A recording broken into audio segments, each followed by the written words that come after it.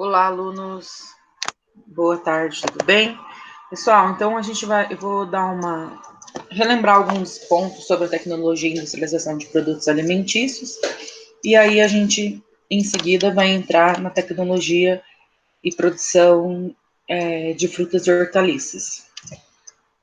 Então, quando a gente fala sobre a industrialização e produção dos alimentos, a gente precisa entender que no decorrer, né, da história, a partir de 1960, a indústria começa a se mecanizar, né? Então, a partir daí, a gente tem uma melhora na entrega dos produtos, a gente consegue aumentar o tempo de prazo de validade, produtos padronizados, né?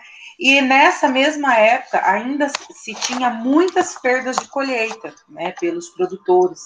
Por quê? Porque, na verdade, eles normalmente produziam somente uma cultura, isso é, a monocultura, né? Então, eles perdiam, por exemplo, eles só plantavam milho, vinha uma peste,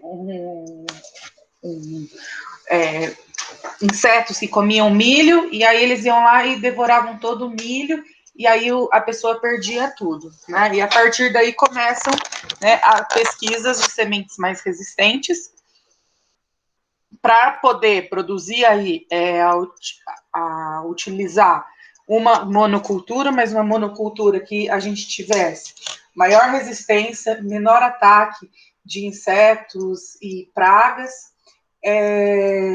e também aí a gente conseguisse ter um produto com maior rentabilidade, que crescesse mais, enfim. A partir, ainda na década de 60, né, a gente tem a Revolução Verde, né? O que seria a Revolução Verde? A modernização da agricultura, onde os produtores, né, começaram a modernizar, tirando um pouco do homem do campo, né? Tinha ainda o homem no campo, mas começou a diminuir esse homem no campo e começou a ser trocado por máquinas, tá? Então, a gente tem aí uma situação que começa a melhorar até mesmo a cultura, né? A colheita, diminuição de perdas, óbvio. A gente vai, dependendo do que a gente vai colher, se a gente utiliza máquinas, a gente tem que ter todo um cuidado, né? Mas começou a otimizar o processo na agricultura. E aí, entre 1964 e 1997, o uso de agrotóxico aumentou muito, tá? E isso vem aumentando com o tempo, até a gente tinha algumas legislações, até alguns anos atrás, que proibia muitos agrotóxicos, e hoje, infelizmente, eles foram permitidos. Mas, além de tudo, é política, né? E isso também a gente tem que tomar muito cuidado. Às vezes a gente olha e fala assim, alimentos industrializados são ruins, mas às vezes o agrotóxico se torna pior do que a própria industrialização, o processamento de um alimento. E em 2006 as pessoas começam a compra no mercado, né? Até 2006 as pessoas compravam no mercado, tá? Não é que elas não compravam, mas a compra no mercado aumentou muito. No entanto, quem tem um pouquinho mais de idade pode ver que o supermercado aumentou muito a quantidade de supermercados na cidade. As pessoas começaram a buscar, então, hoje as pessoas compram de leite a frutas, a produtos industrializados, até mesmo produtos eletrônicos a gente encontra no mercado, né? Virou um grande comércio, e aí aumenta muito a partir de 2000, 2006, porque antes as pessoas acabavam comprando muitas vezes um açougue separado, na feira, e aí o próprio supermercado se organizou de tal forma para poder oferecer produtos frescos e de qualidade para o consumidor. E aí a gente entra, né, no alimento mais conhecido e mais popular no Brasil, que é o arroz e feijão.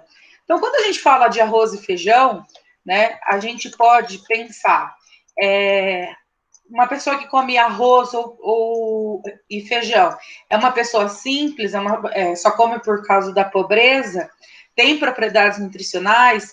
Então, isso tudo a gente precisa pensar, porque por mais simples que pareça ser a alimentação, arroz e feijão, ele é um alimento riquíssimo e tem muitas propriedades nutricionais e eles se complementam, e por isso a importância de consumir aí diariamente o arroz e feijão, principalmente na cultura do brasileiro, que acaba tornando esses dois alimentos baratos para o seu consumo, né? Então, a gente tem aí algo muito interessante, que apesar de simples, né, é um alimento rico, né? Então, a gente tem que pensar que, mesmo a gente tendo todos os nossos pontos aí, as nossas tecnologias, a gente tem muitos alimentos que precisam ser consumidos, mesmo que simples. Mas quando a gente fala do arroz e do feijão, eu não sou tão velha, mas também não sou tão novinha, mas aí na minha adolescência eu lembro de que o feijão tinha que ser escolhido, gente. Não dava para colocar o feijão para cozinhar sem escolhê-lo. E o arroz a mesma coisa, a gente tinha que lavar o arroz, enfim. E hoje, devido à industrialização, ao processamento nas indústrias, hoje quase que a gente não precisa mais escolher feijão, você fazer a separação, só se for um feijão de qualidade ruim. Um arroz também a gente não precisa mais lavar, a gente pode cozinhar ele da forma que ele vem no saquinho, porque ele já passou por pré-processamentos que nos permite fazer isso hoje, né? Só que daí, o que a gente tem? Muitas pessoas vêm trocando, né? Substituindo esses tipos de alimentos por alimentos que são bombas calóricas, né? Que eu falei para vocês na aula anterior, que apesar dele ser bomba calórica, ele também traz prazer. Então, por isso a gente precisa consumi-lo de forma bem consciente. Então, a gente não pode simplesmente falar assim, não vou mais tomar refrigerante, não vou comer mais doce porque tem calorias. Sim, é muito calórico. Porém, o que esses alimentos nos trazem? Eles nos trazem prazer, nos trazem, muitas vezes, a gente sai para comer com amigos, e aí esses amigos estão ali em conjunto com a gente, e a partir disso, a gente tem um momento de amizade, de confraternização, né? O chocolate, por exemplo, por mais que ele tenha ali algumas propriedades ruins, ele é muito bom para várias outras propriedades. Então, eu preciso aprender a consumir consciente, né? Que é a melhor opção para tudo na vida, a gente fazer as coisas com moderação e de forma consciente. Então, não adianta eu também me matar de comer arroz e feijão, porque é natural, comer lá 2 quilos por dia de cada um, que eu vou, se o problema é ganhar peso, eu vou ganhar peso comendo só arroz e feijão, né? Eu vou comer só alface. Provavelmente, se você comer só alface, você vai ter uma disenteria, isso vai eliminar água, enfim. Então, tudo isso eu preciso pensar, que tudo tem que ser feito de forma bastante consciente e moderada, tá? Tudo na vida precisa ser organizado, planejado. Então, eu posso comer, sim, chocolate, mas eu não preciso comer a barra inteira. Eu sei que é difícil, a gente ir lá e comer só 2 quadradinhos, mas a gente precisa entender que é aquilo que a gente pode naquele momento, ok? E aí, a industrialização e produção de alimentos, ele melhora, né? No maior tempo de conservação dos alimentos. Então, um alimento que antigamente durava 3 dias, hoje a gente consegue, às vezes, aumentar para 1 mês, 2 meses, 3 meses. E isso não quer dizer que todos esses alimentos que aumentam o prazo de validade, eles têm adição de aditivos, tá? Químicos que podem fazer mal para a saúde.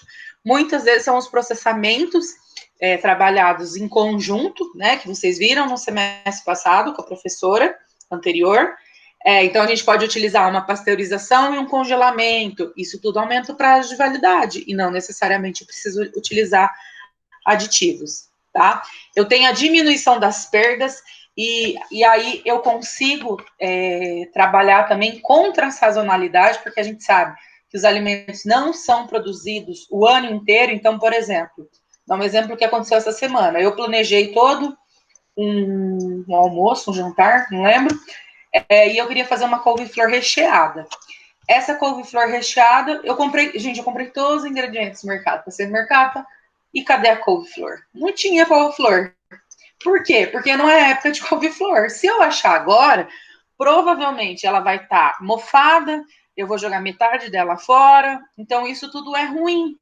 Né? Então, a industrialização, o processamento dos alimentos fazem com que eu tenha esse produto mesmo fora da época. Então, eu poderia encontrar ele, talvez não in natura, mas de forma congelada. Eu não achei, tá?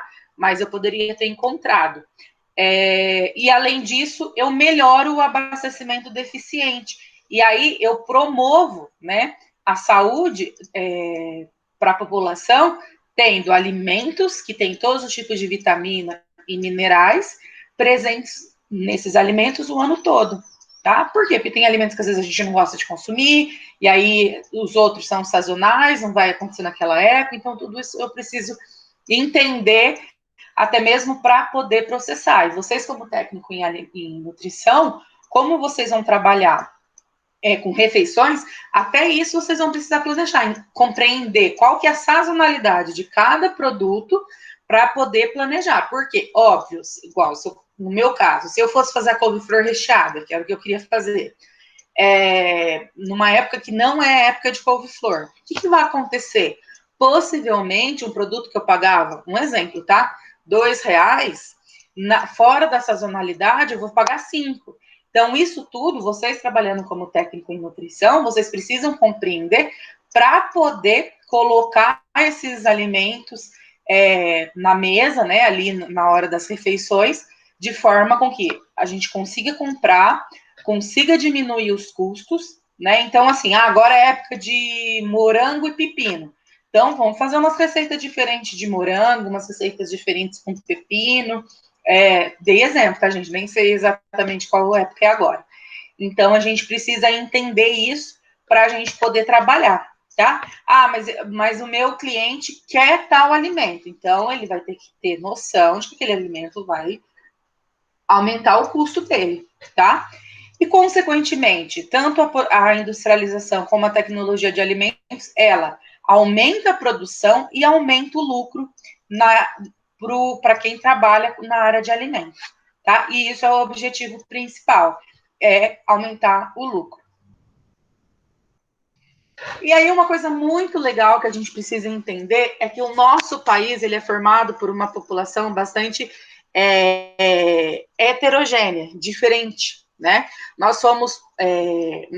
Muitos de nós somos descendentes de índios, portugueses, italianos, japoneses, espanhóis, alemães, enfim. Cada um aí, se a gente for perguntar, a gente entrar se a gente conversar, né, a gente vai ver que cada um de nós temos uma descendência diferente.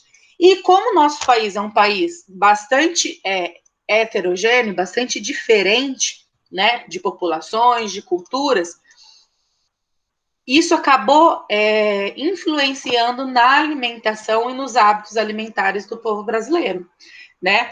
Por quê? Porque cada uma dessas populações, eles buscaram produzir os alimentos da sua própria cultura.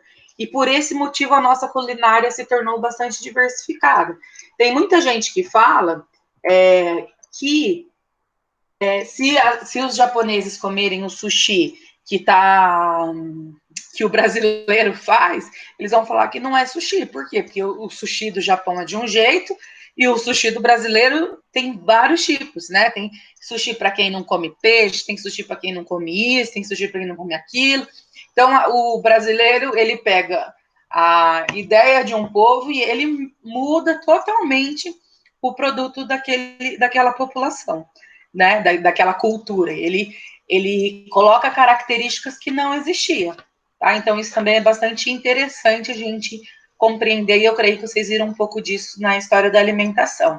Então, essa população também torna a nossa cultura bastante rica, tanto rica em produtos diferenciados, como rica em nutrientes, rica em minerais, né? E a partir daí a gente consegue entender